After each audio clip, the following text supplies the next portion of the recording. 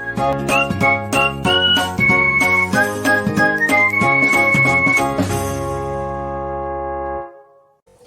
Everyone, welcome to my channel Medico Prime education.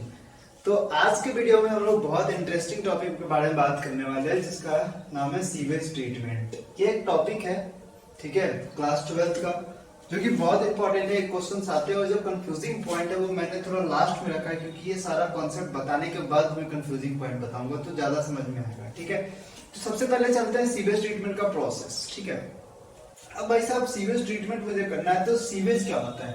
Sewage वो होता है म्युनिसिपल वेस्ट वाटर।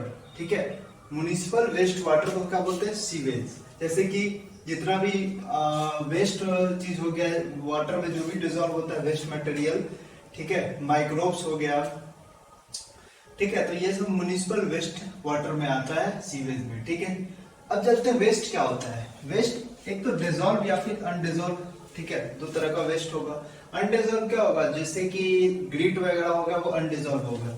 डिजोल्व क्या क्या हो जाएगा? जैसे कि फीकल मैटर, ठीक है, ये सब डिजोल्व वेस्ट मटेरियल है, तो इस सबको प्यूरिफाई करना है। तो इसके लिए एक बहुत ही बेहतरीन तरीका है सीवेज ट्रीटमेंट। ठीक है, जिसमें कि हम वाटर को ट्रीट करते हैं, किससे?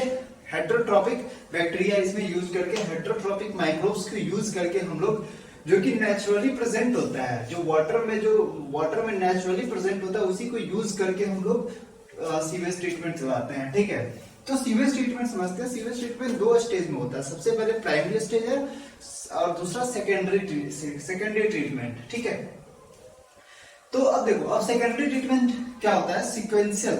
अब सेकेंडरी ट्रीटमेंट का सारा प्रोसेस है, ठीक है, बाकी भी एक पूरी तरह से बताऊंगा, सारा एक्सप्लेन करूंगा। ये पूरे समराइज फॉर्म में है, आप चाहो तो स्क्रीनशॉट ले सकते हो। ठीक है, और ऐसे ही क्वेश्चन आते हैं, डायरेक्ट इसी से क्वेश्चन आएंगे, इससे बाहर नहीं आएगा। ठीक है, चलो अब स्टार्ट करते हैं सिक्वेंशियल फिल्ट्रेशन। सबसे पहले प्राइमरी ट्रीटमेंट में क्या होता है कि दो स्टेप होता है। पहला स्टेप होता है सिक्वेंशियल फिल्ट्रेशन और दूसरा स्टेप होता है सेडिमेंटेशन। ठीक है, सिक्वेंशियल फिल्ट्रेशन में क्या होता है कि जो लार्ज साइज के जो मटेरियल होते हैं वो अनडिजोल्व वेस्ट होता है, तो उसको हमको रिमूव करना है सबसे पहले। जैसे कि ग्रीट वगैरह हो गया, पत्थर कंकड़ वगैरह हो गया, तो उसको सबसे पहले रिमूव करते हैं। तो उसका उस प्रोसेस को क्या बोलते हैं? Sequential filtration. ठीक है,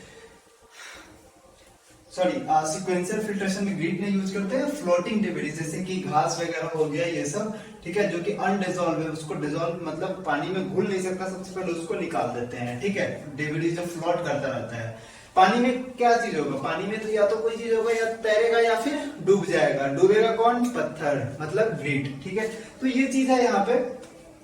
सेडिमेंटेशन उसका होगा जो भारी होगा, ग्रीट पेबल्स गेट सेडिमेंटेड। ठीक है, ये चीज है। एनसीईआरटी में जैसे लिखा हूं मैं वैसे पूरे चार्ट के फॉर्म में लिखा हूं। ठीक है, और बहुत बढ़िया तरीके से इसको बहुत मेहनत लगा है। ठीक है, इसको, ठीक है, चलो आगे करते। देखो, अब जो प्राइमरी ट्रीटमेंट हुआ है तो उससे दो चीज निकलता है, या तो प्राइमरी स्लज निकलेगा, ठीक है, प्राइमरी स्लज मतलब जो वेस्ट सेटल्ड हो गया नीचे की तरफ। ठीक है, टैंक में वेस्ट, प्राइमरी ट्रीटमेंट का जो टैंक होता है उसमें क्या होता है, जो वेस्ट नीचे सेटल हो जाता है, और दूसरा वेस्ट उस तरह का होता है जैसे कि प्राइमरी इफ्लुएंट्स। ठीक है, ये प्राइमरी इफ्लुएंट्स है। सेकेंडरी ट्रीटमेंट से निकलेगा सेकेंडरी इफ्लुएंट्स, ये प्राइमरी ट्रीटमेंट से निकलेगा, इसलिए primary effluents and primary sludge. तो ये सेटल होता है, तो नीचे ये सेटल हो गया। ठीक है, अब जो सेटल नहीं हुआ सुपरनेटेंट, जो पानी में ऐसे ही टैंक में ऐसे ऐसे मिलता हुआ कुछ, तो ये नीचे सेटल हो जाते हैं, कुछ सुपरनेटेंट फॉर्म में मिलते हैं। ठीक है, उसको क्या किया जाता है? उसको प्राइमरी इफ्लुएंट्स को हम लोग ले जाएंगे किसमें? सेकेंडरी ट्रीटमेंट में। सेकेंडरी ट्रीटमेंट में सबसे पहला टैंक है जिसको बोलते हैं लार्ज एरेशन टैंक। देखो, नाम से पता चलता है एरेशन मतलब इसमें ऑक्सीजन की हमेशा जरूरत होगी। ठीक है, ऑक्सीजन की जब हमेशा जरूरत होगी तो लार्ज एरेशन टैंक में क्या करते हैं, ये जो टैंक होता है इसमें कॉन्स्टेंटली एजिटेट, इसको हमेशा घुमाना होता है। अंदर में जितना मटेरियल है उसको कॉन्स्टेंटली घुमाते रहते हैं, जैसे कि सब्जी बनाते हैं वैसे ही। ठीक है, और उसमें एयर हमेशा डालते रहते हैं। ठीक है, एयर ऑलरेडी उसमें पंप करते रहते हैं, और इसको इसलिए बोलता है एरोबिक डाइजेशन होता है। इसमें in the presence of oxygen के प्रेजेंस में डाइजेशन होगा। ठीक है, अब प्रेजेंस में ऑक्सीजन के प्रेजेंस में डाइजेशन होगा तो इसमें क्या होता है कि एक तरह का फ्लॉक बन जाता है, इस तरह के mess like substance, mess like material बन जाता है। उसमें क्या होता है? बैक्टीरिया होता है और फंगी होता है। क्या होता है? बैक्टीरिया और फंगी होता है, आपस में एक फिलामेंट टाइप का स्ट्रक्चर बनाते हैं, मेस लाइक स्ट्रक्चर बनाते हैं, जिसको बोलते हैं फ्लॉक। ठीक है, याद रखना फ्लॉक किसका होता है, एडोबिक माइक्रोब्स का फ्लॉक होता है, एडोबिक माइक्रोब्स का फ्लॉक का फॉर्मेशन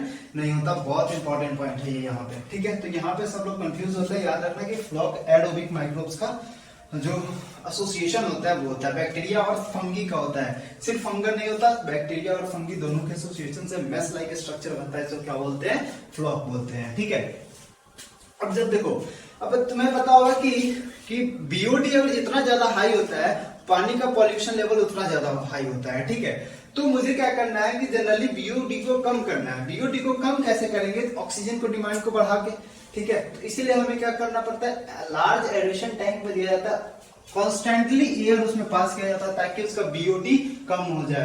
बायोलॉजिकल ऑक्सीजन डिमांड, उसका बायोलॉजिकल ऑक्सीजन मतलब ऑक्सीजन डिमांड कम हो जाए, ठीक है। और जिसका ऑक्सीजन डिमांड ज्यादा है मतलब वो, जिस पानी का ऑक्सीजन डिमांड ज्यादा होगा मतलब वो ऑक्सीजन का मतलब वो पानी ज्यादा पॉल्यूटेड होगा, ठीक है। तो फॉर्मेशन ऑफ एनारोबिक डाइजेशन में इसलिए बेस्ट है ताकि बीओडी कम होगा। अब जब बीओडी कम हो जाता है तब उसको भेजा जाता है सेटलिंग टैंक में, ठीक है।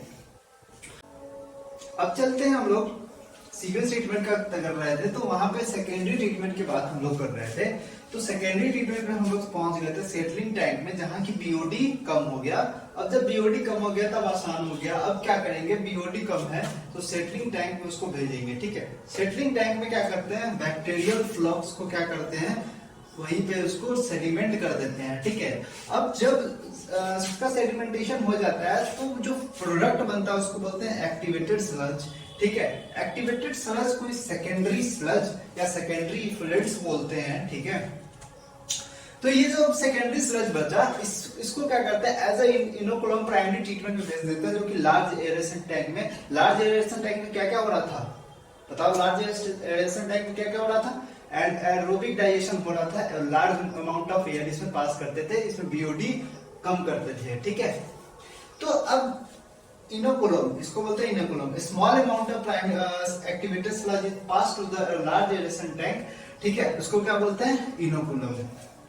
Remaining part of pump into the, अब जो रिमेनिंग पार्ट है उसको पंप कहां कर देते हैं, एरोबिक स्लज डाइजेस्टर में उसको भेजते हैं, ठीक है। एरोबिक स्लज डाइजेस्टर, सारा टैंक मुझे याद रखना है, ठीक है। सारा टैंक हमें याद रखना पड़ेगा किसमें क्या होता है, ठीक है। मैं याद तरीका भी बता रहा हूँ क्या याद रखना है, कैसे याद रखना है, ठीक है। जैसे लार्ज एरेशन टैंक एयर में है तो एयर है तो ऑक्सीजन में, तो सारा चीज दिमाग में आ जाना चाहिए। ऑक्सीजन क्यों दे रहा है, बीओडी क्यों कर रहा है, बीओडी का क्या हो रहा है, ठीक है।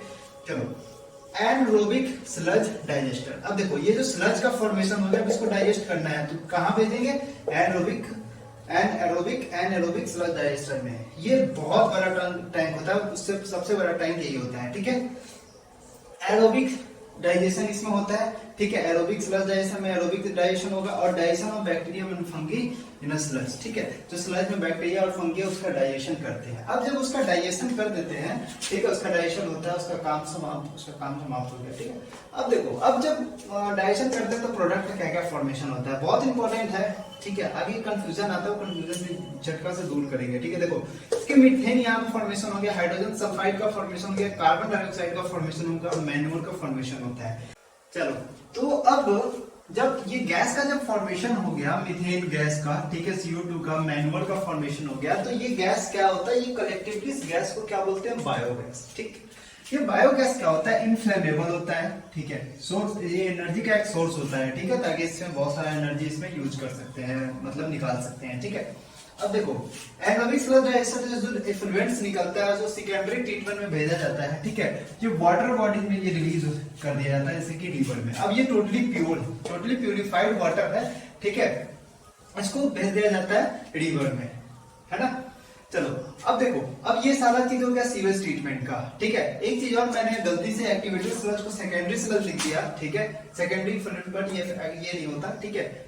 जो लास्टली जो निकलता है इफ्लुएंट्स, जो एरोबिक स्लज डाइजेस्टर, उसको बोलते हैं सेकेंडरी इफ्लुएंट्स, ठीक है। चलो, बीओडी लेवल किसमें कम होता है, सेकेंडरी इफ्लुएंट्स में सबसे कम बीओडी लेवल होता है। अब देखो, एक चीज है कि सीवेज ट्रीटमेंट में एक तो H2S बनता है, ठीक है, और इसमें वाटर बनता है, ठीक है। क्या बनता है, वाटर बनता है, सॉरी हाइड्रोजन बनता है, ठीक है। तो दोनों में कैसे याद रखेंगे। अब गैस का प्रोडक्शन जो होता है, जो बायोगैस प्लांट में भी होता है, ठीक है। गैस का प्रोडक्शन किस में होता है, बायोगैस प्लांट में, ठीक है। और सीवेज ट्रीटमेंट पे। तो दोनों में ये जो CH4 और CO2 है दोनों में तो कॉमन है, लेकिन H2 और H2 बहुत कंफ्यूजन आता है। तो याद रखो कि सीवेज S से स्टार्ट होता है, S से H2S। हाइड्रोजन सल्फाइड किस में बनता है? सीवेज ट्रीटमेंट में। और सिर्फ हाइड्रोजन किस में बनता है? बायोगैस प्लांट में। ठीक है, तो ये सेटलिंग टैंक के बारे में था। और सेटलिंग टैंक एरोबिक और पूरा सेकेंडरी ट्रीटमेंट है। ठीक है, बहुत इंपॉर्टेंट टॉपिक है। I hope you like the video and don't forget to subscribe my channel. Have a nice day. Thank you so much.